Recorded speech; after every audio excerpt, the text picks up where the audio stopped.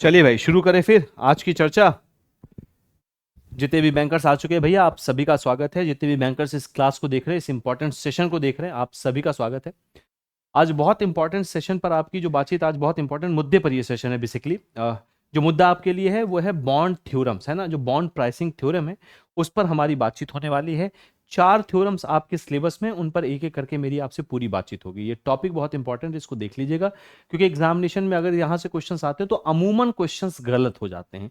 तो कैंडिडेट्स के क्वेश्चंस गलत ना हो, इसलिए टॉपिक जरूरी है, इसको हम समझ लेते हैं। बहुत इत्मीनान से समझिएगा, ये आसान सा टॉपिक है, बिल्कुल कठिन नहीं है। लेकिन जब हम इसे बुक से पढ़ते तो ये हमें एक बार को कठिन लग सकता है। बाकी टॉपिक ये बहुत आसान सा, आसानी से आपको समझ में आ जाएगा। बॉन्ड प्राइसिंग थ्योरी पर मेरी आज आपसे पूरी बातचीत होनी है। कैसे बॉन्ड प्राइसिंग थ्योरम में क्या क्या चीज़ें कही गई हैं, जो 4 थ्योरम है वो आपको क्या बताने की कोशिश कर रही हैं, उन्हें हमें हमें क्या पता चल पा रहा है, ये सारी की सारी बात आज आपसे होनी है।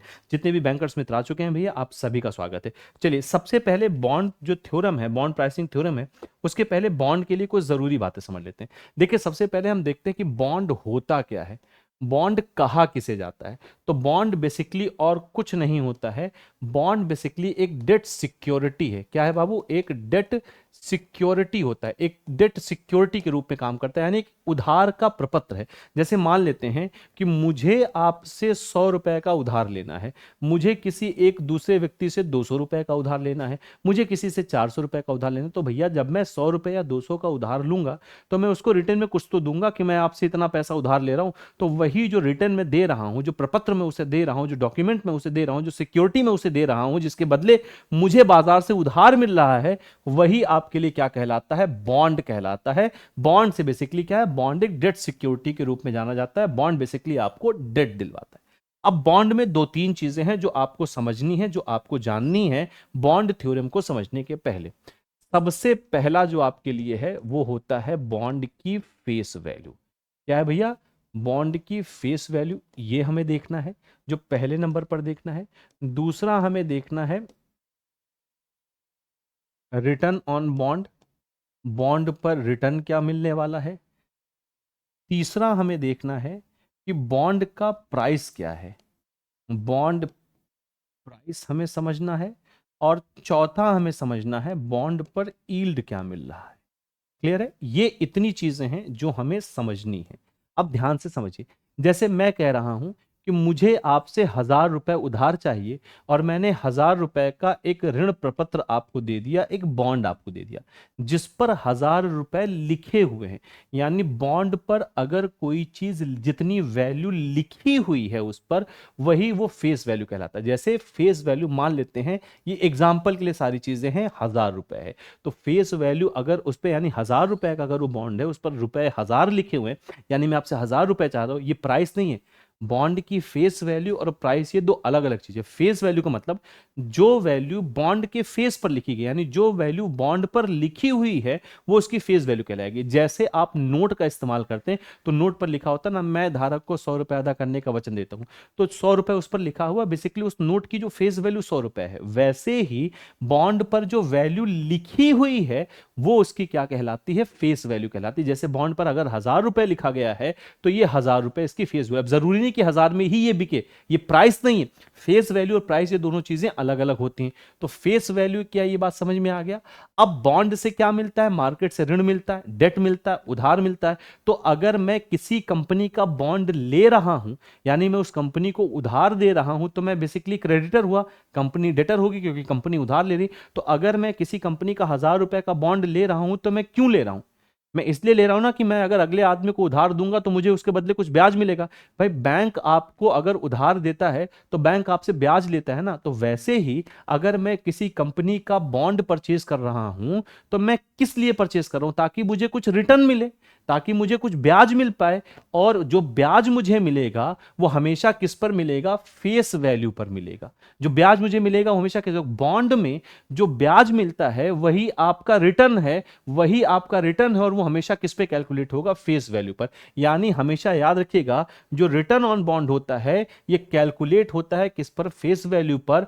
इसी को हम इंटरेस्ट कहते हैं। बॉन्ड में इंटरेस्ट रेट, बॉन्ड में आप चाहे इसको इंटरेस्ट बोलें, बॉन्ड में आप चाहे इसे इंटरेस्ट बोले, ध्यान से समझिएगा, इंटरेस्ट बोलें, या इसको आप कूपन बोले दोनों बराबर होता है। क्लियर है? यानी कूपन रेट और इंटरेस्ट रेट सेम चीज है, चाहे आप इसको इंटरेस्ट रेट बोल दें चाहे आप इसको कूपन रेट बोल दें, ये दोनों सेम चीज है। यानी अगर मुझे बॉन्ड बेचने वाली कंपनी ने कहा कि भैया तुम हमारा 1,000 रुपए का ये बॉन्ड, इसकी फेस वैल्यू 1,000 रुपए है, मैं इस पर हमें उधार दे दो, मैं इस पर आपको 8% का इंटरेस्ट दूंगा, यानी वो कितने कूपन रेट पर जारी हुआ है, एग्जाम्पल के तौर पर मान लेते हैं 8% के इंटरेस्ट पर, यानी 8% के कूपन रेट पर वो जारी हुआ है। तो मुझे जो यहां पर मिलने वाला है, यहां पर जो मुझे मिलने वाला है भैया, वो कूपन 8% का, ये क्या है भैया, ये कूपन रेट है। जो मुझे यहां पर मिलने वाला है कूपन या कूपन जिसको हम बोलते हैं, वो 8% यानी ब्याज 8% मिलेगा। तो इस बॉन्ड पर जो रिटर्न है मेरा वो 8% मिलेगा। हमेशा याद रखिएगा जो कूपन रेट होता है, यानी जो कूपन रेट है या जो इंटरेस्ट रेट है, वो बॉन्ड की फेस वैल्यू पर होगा, और फेस वैल्यू हमने एग्जांपल के तौर पर कितना लिया, 1,000 रुपए लिए। तो इंटरेस्ट रेट या कूपन रेट दोनों यहां पर क्या होता है भैया, बराबर होता है, यानी दोनों एक ही चीज है। आप इंटरेस्ट, बॉन्ड मार्केट में इंटरेस्ट को हम कूपन बोलते हैं।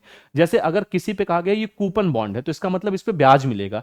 ये जीरो कूपन बॉन्ड है, जीरो का मतलब शून्य, कूपन का मतलब उस पर कुछ कूपन है नहीं, तो इसका मतलब ये ब्याज पर नहीं, ये डिस्काउंट पर जारी किया जा रहा होगा, इस पे ब्याज नहीं मिलेगा। तो अब फेस वैल्यू समझ में आ गई। रिटर्न ऑन बॉन्ड का मतलब है कि वो मुझे कितने ब्याज पर मुझे वो बॉन्ड मिलेगा, या कितने ब्याज पर मुझे वो बॉन्ड जारी हो रहा है, यानी कितने कूपन रेट पर वो बॉन्ड जारी हो रहा है। तो हमेशा याद रखिए जो कूपन रेट होता है, जो इंटरेस्ट होता है, वो किस पे कैलकुलेट होता है, हमेशा फेस वैल्यू पर। अब ये फेस वैल्यू प्राइस नहीं, ये बात ध्यान से समझिएगा।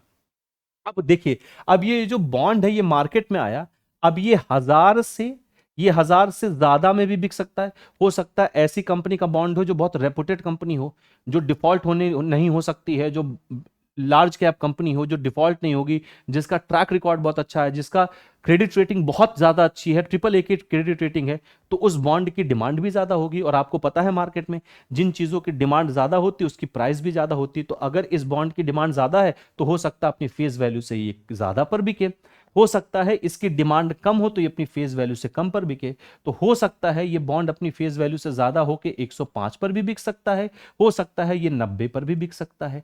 तो अगर कोई बॉन्ड अपनी फेस वैल्यू से ज्यादा पर बिक रहा है, प्राइस का मतलब आप मार्केट में जाते हैं तो प्राइस क्या होता है, वो होता है जो अंततः है आपकी जेब से निकला, जो आपने दिया। जैसे मान लो मैं ये स्टाइलिस खरीदने गया, उसने कहा ये मैं 1,000 रुपए का दूंगा, तो ये तो इसकी वैल्यू हो गई 1,000 रुपए, लेकिन भैया मैं 1,000 रुपए नहीं दे पाऊंगा, मैं इसके आपको सिर्फ 950 रुपए दूंगा।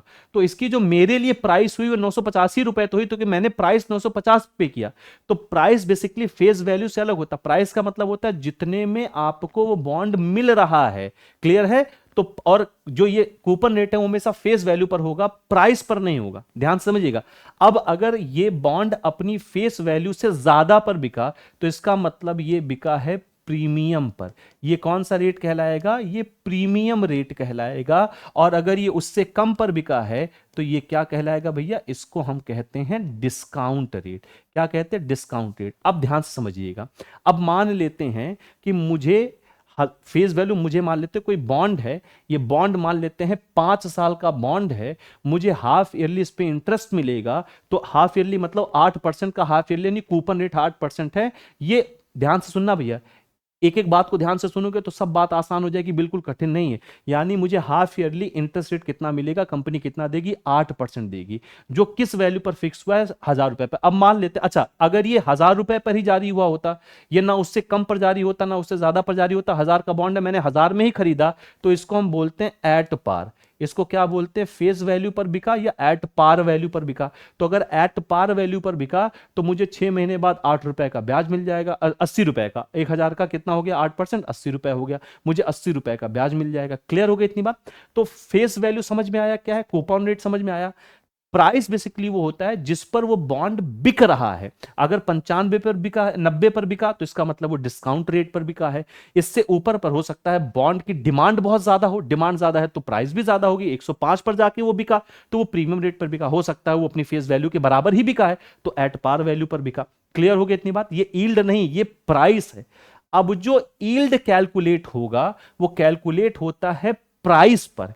ईल्ड कैलकुलेट होगा प्राइस पर, कूपन कैलकुलेट होता है फेस वैल्यू पर। ध्यान से एक एक बात को समझिएगा। अब मान लेते हैं कि कोई बॉन्ड हमें मिला है 105 रुपए का, तो हमें मिलना तो 8% है ना भैया, यानी इस 1000 का हमें मिलना, इसको हम 100 रुपए कर देते हैं क्योंकि हमने 105 लिखा है, इसको हम 100 रुपए कर देते हैं। क्लियर है?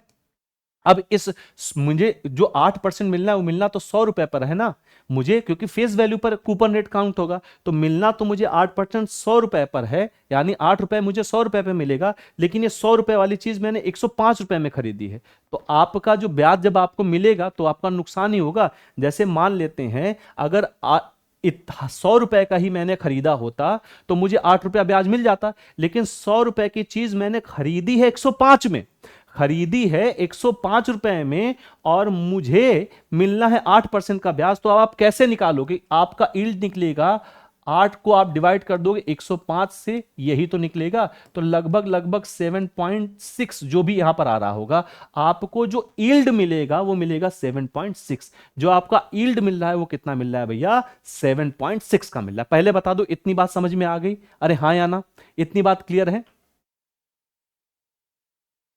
यहां तक की चर्चा एकदम से क्लियर है, कोई दिक्कत वाली बात तो नहीं हो गई? तो अगर बॉन्ड आप बढ़ी हुई प्राइस पर परचेज करोगे तो आपका यील्ड क्या होगा? कम होगा, क्योंकि आपको इंटरेस्ट तो 100 रुपए पर ही मिल रहा है, और आपने 100 रुपए की चीज 105 पे खरीदी क्योंकि उसकी डिमांड ज्यादा थी। अब मान लेते हैं कि उसकी डिमांड कम हो, आपने 90 रुपए का ही वो बॉन्ड परचेज किया, और आपको 100 रुपए पर 8%, क्योंकि आपका जो कूपन रेट है वो हमेशा फेस वैल्यू पर काउंट होगा, और जो आपका यील्ड है वो प्राइस पर काउंट होगा, तो आपको 90 रुपए पर अब आपका 8% कैलकुलेट होगा। आपने बॉन्ड 90 पे लिया तो यही तो फॉर्मूला लगेगा भैया, तो अब आपको लगभग 8.8% का यील्ड मिल जाएगा, यहां पर 7.6% का यील्ड मिल रहा है। तो इसका मतलब यह है कि अगर प्राइस ज्यादा होगा तो आपका जो उस बॉन्ड पर यील्ड है, मैच्योरिटी यील्ड है, वो कम हो जाएगा, और अगर प्राइस कम है तो आपका यील्ड ज्यादा हो जाएगा। क्या ये पूरी बात समझ में आ गई? आप लोग एकदम परेशान मत होइए, एकदम से पूरी बात समझ में आ गई, बहुत आसान भाषा में मैंने सब कुछ समझाया। बॉन्ड की फेस वैल्यू क्या होती है? फेस वैल्यू पर कूपन रेट आपको यानी इंटरेस्ट रेट मिलता है, जो आपको थ्रू आउट मिलना है जब तक बॉन्ड की मैच्योरिटी होगी। अब बॉन्ड का प्राइस ये है कि आपने एक्चुअली कितने में खरीदा। अगर बॉन्ड की डिमांड ज्यादा है तो प्राइस ज्यादा होगी, डिमांड कम होगी तो उसकी प्राइस कम होगी। अब 100 रुपए की चीज आपने 105 में खरीदा क्योंकि उसकी डिमांड ज्यादा थी, और मिलना ब्याज 8% है, तो अब आपका 8 को आप डिवाइड कैसे कर दोगे? 105 ही आपका टोटल, 105 प्राइस 105 थी ना, तो आपका जो यील्ड रेट आ जाएगा वो 7.6 के आसपास आ जाएगा, जो भी एग्जैक्ट आएगा 7.69 जो भी आएगा। और अगर आप 90 में लोगे, कम में लोगे, तो भी आपको 8% का ब्याज मिलना है, तो आपको 8.8 के आसपास का क्या मिल जाएगा? यील्ड मिल जाएगा। अब ये बात समझ में आ गई है? इतना क्लियर है? यहां तक मुझे उम्मीद है कोई दिक्कत नहीं होगी। मैं हट जा रहा हूं, इसका स्क्रीनशॉट लेना चाहते हो तो ले लो भैया, बहुत इत्मीनान से। तो बॉन्ड के बारे में ये 4 चीजें आपको समझनी है। बॉन्ड की face value, return on the bond क्या होता है, बॉन्ड की प्राइस क्या होती है, और यील्ड क्या होता है बॉन्ड पर, ये सारी बात आपको समझ में आ गई। अब आते हैं हम थ्योरम पर। अब ध्यान से एक एक बात को समझते चलना है हमने। थ्योरम क्या कह रहा है? यहां पर 4 थ्योरम है बॉन्ड प्राइसिंग के, थ्योरम 1, थ्योरम 2, थ्योरम 3, थ्योरम 4। अब ध्यान से समझिएगा, पहला ही थ्योरम सबसे इंपॉर्टेंट है, जो सबसे ज्यादा पूछा जाता है। पहला थ्योरम क्या कह रहा है? The price of a bond is inversely related to the change in interest rate. जो बॉन्ड की प्राइस है ये विपरीत संबंध रखती है रेट ऑफ इंटरेस्ट से जो मार्केट में चल रहा है। क्लियर है? अब ध्यान से समझो ऐसा क्यों होता है। जैसे मान लेते हैं कि आपको बॉन्ड इशू हुआ है 8% के रेट ऑफ इंटरेस्ट पर, ध्यान से इस बात को समझिएगा, यानी आपको 8, या मान लेते हैं बॉन्ड आपको 5% के रेट ऑफ इंटरेस्ट पर जारी हुआ है, यानी बॉन्ड का जो कूपन रेट है वो 5% है, और बैंक आपको दे रहा है कितना? 7%। बैंक आपको दे रहा है 7, यानी मार्केट का जो इंटरेस्ट रेट है, मार्केट में जो बाकी लोग ब्याज ब्याज बांट रहे हैं वो 7% बांट रहे हैं, आपको अपने बॉन्ड पर 5% मिल रहा है। आज मार्केट रेट 7% हो गया, तो इंटरेस्ट रेट मार्केट का ज्यादा है, तो अब उस बॉन्ड की डिमांड कम होगी या बढ़ेगी? कम हो जाएगी ना, और उस बॉन्ड की डिमांड अगर कम हो जाएगी तो प्राइस भी क्या हो जाएगी? कम हो जाएगी। यानी अगर मार्केट इंटरेस्ट रेट बढ़ा तो बॉन्ड की प्राइस क्या होगी? कम होगी। अब इसके विपरीत आ जाओ, संबंध विपरीत बन गया। अब इसके विपरीत आ जाओ भैया, विपरीत क्या है? मान लो आपके बॉन्ड पर आपको फिर से ब्याज 5% मिल रहा है, लेकिन मार्केट का जो इंटरेस्ट रेट है वो कम होकर अगला बैंक आपको 3% का ब्याज दे रहा है, तो मैं बैंक में क्यों इन्वेस्ट करूंगा? जब मेरा बॉन्ड मुझे खुद 5% दे रहा है और 3% मुझे बैंक दे रहा है, तो बैंक में क्यों इन्वेस्ट करूंगा? यानी बॉन्ड मुझे ज्यादा ब्याज दे रहा है, तो जब बॉन्ड मुझे ज्यादा ब्याज दे रहा है तो इसकी डिमांड भी ज्यादा बढ़ेगी, और जब डिमांड ज्यादा बढ़ेगी तो इसकी प्राइस भी बढ़ेगी। तो इधर ब्याज कम हुआ तो प्राइस बढ़ गई, उधर ब्याज बढ़ा तो प्राइस कम हो गई। पहला थ्योरम समझ में आ गया? समय इसीलिए कहा जाता है कि बॉन्ड की प्राइस और इंटरेस्ट रेट में इनवर्स रिलेशनशिप होता है, विपरीत संबंध होता है। पहला थ्योरम क्लियर हो गया। दूसरा थ्योरम देखो क्या कह रहा है, the increase in the price of a bond when the interest rate goes down by a certain percentage. देखो, the increase in the price of a bond, bond की प्राइस में इंक्रीज होगा जब रेट ऑफ इंटरेस्ट कम होगा, अभी पीछे ही पड़ा। लेकिन क्या कहा जा रहा है, is greater than the decrease in the price when the interest rate goes up by the same percentage. ये थ्योरम क्या कह रहा है, ध्यान से समझिएगा इसको। यहां पे देखो, कह रहा है कि द इंक्रीज, यहां पर इतने, ये दूसरा वाला थ्योरम भैया थोड़ा ध्यान से समझना, पहला तो आसान था। दूसरा थ्योरम क्या कह रहा है, the increase in the price of a bond, अगर प्राइस बॉन्ड की इंक्रीज हो रही है तो इसका मतलब है कि इंटरेस्ट रेट क्या हुआ होगा, कम हुआ होगा एक सर्टेन परसेंटेज से। क्लियर है इतनी बात?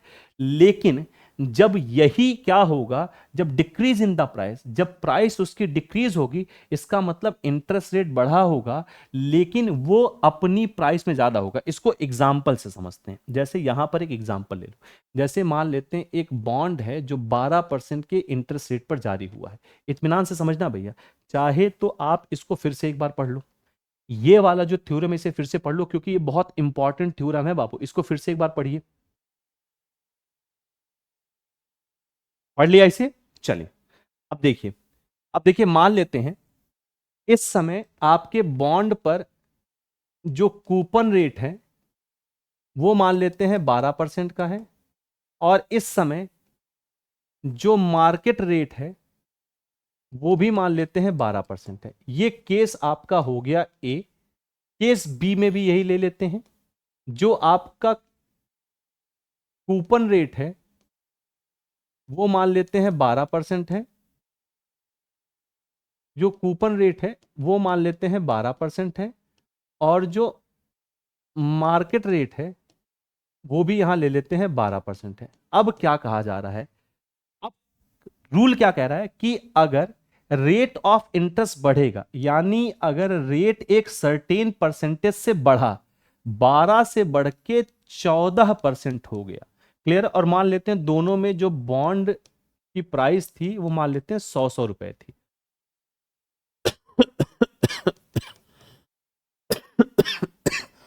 Sorry class.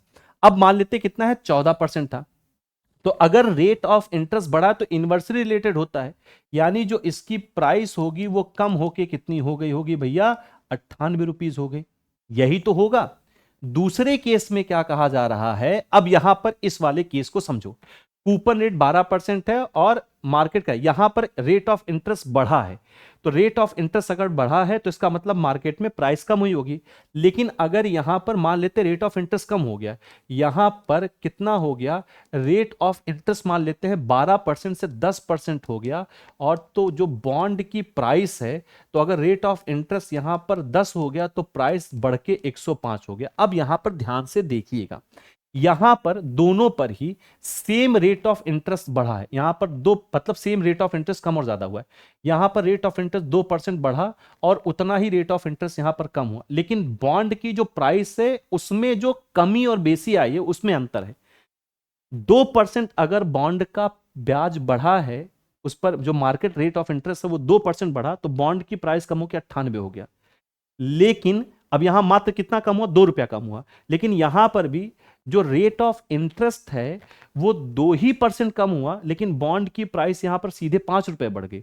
यानी यहां पर अगर आप देखोगे जितना ये कम हुआ है उससे ज्यादा ये बढ़ा है। यही आपका थ्योरम। तो ऐसा क्यों हो रहा है, क्योंकि कभी इसकी कभी नहीं, अगर इसकी ये डिमांड इसकी ज्यादा थी तो इसका मतलब ये डिमांडेबल बॉन्ड था, इसलिए इसका असर इस पर क्या है भैया, कम पड़ेगा। क्या ये बात समझ में आ गई? इसका असर इस पर क्या पड़ेगा? कम पड़ेगा। जैसे अगर आप आईफोन लोगे तो आईफोन का अगर थोड़ा प्राइस कम भी हो जाए तो उस पर कोई फर्क नहीं पड़ता। या यहां से ले लो, जैसे अगर आईफोन का प्राइस मान लो थोड़ा ज्यादा भी हो जाए तो क्या उसकी डिमांड पर बहुत ज्यादा कम फर्क पड़ेगा?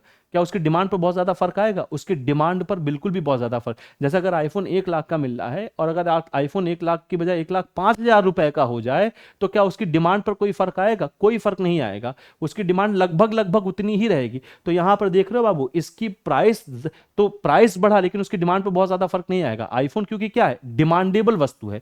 तो वही यहां पर ये थ्योरम आपसे क्या कह रहा है, क्लियरली कह रहा है, the increase in the price of bond when the interest rate goes down. Clearly, तो बॉन्ड की प्राइस इंक्रीज होगी जब रेट ऑफ इंटरेस्ट क्या होगा, कम होगा, है ना, कम होगा एक सर्टेन परसेंटेज से। अब is greater than the decrease in the price when the rate of interest goes up, is greater than, ये ग्रेटर देन है जब इंटरेस्ट रेट सेम परसेंट से बढ़ेगा और बॉन्ड की प्राइस कम होगी।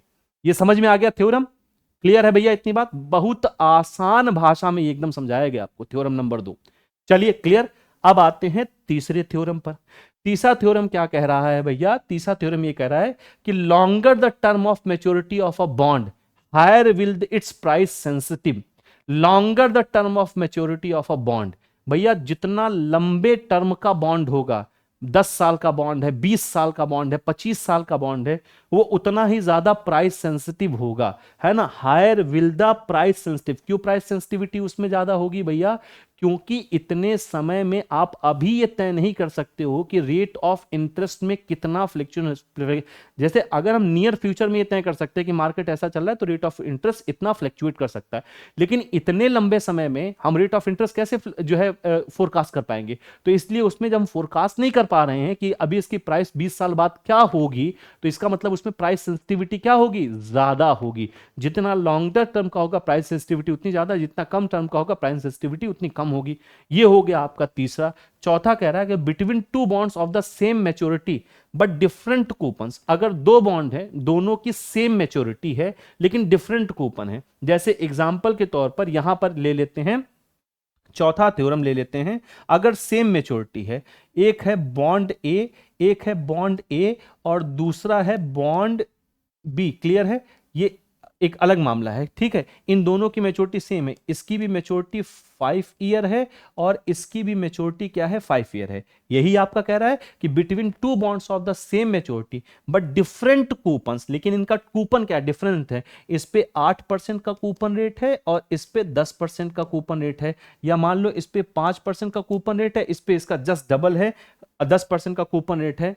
क्लियर है इतनी बात? तो क्या कह रहा है, ये क्या कह रहा है, विद द लो, हाँ, but different coupon rate, the bond with the lower coupon will experience more price sensitivity. जिसका कूपन रेट कम होगा उसकी प्राइस सेंसिटिविटी भी क्या होगी भैया, कम, उसकी प्राइस सेंसिटिविटी भी ज्यादा होगी। The lower coupon will experience the more price sensitivity, उसकी प्राइस सेंसिटिविटी ज्यादा होगी। क्यों प्राइस सेंसिटिविटी ज्यादा होगी? 5% कूपन रेट है, अगर बैंक ने थोड़ा, मार्केट रेट थोड़ा सा भी फ्लक्चुएट हुआ तो ये तुरंत क्या हो जाएगा, इसकी डिमांड कम ज्यादा हो जाएगी। इसकी डिमांड कम ज्यादा हो जाएगी तो प्राइस कम ज्यादा हो जाएगा। जबकि ये तुमको 10% ऑफर कर रहा है बाबू, ये 10% ऑफर कर रहा है, इसका कूपन रेट 10% है, तो मार्केट के थोड़े बहुत इंटरेस्ट रेट के फ्लक्चुएट होने से बैंक आपको 6 की बजाय 7% देने लगे, 8% देने लगे, 9% देने लगे, तो भी क्या इस पर कोई फर्क पड़ेगा? इसमें प्राइस सेंसिटिविटी कम आएगी क्योंकि इसका कूपन रेट खुद ही ज्यादा है जबकि इसका कूपन रेट कम है। यहां अगर मार्केट थोड़ा भी फ्लक्चुएट हुआ तो इसकी डिमांड कम हो जाएगी, इसकी डिमांड कम हो जाएगी तो इसकी प्राइस सेंसिटिविटी क्या हो जाएगी, प्राइस सेंसिटिविटी बढ़ गई ना बाबू, प्राइस इसका कम और ज्यादा हो जाएगा। चारों थ्योरम बहुत आसान भाषा में आपको बताया गया। क्लियर है इतनी बात? तो अभी तक हम लोगों ने क्या क्या सीखा, इसको पहले एक एक करके समझो।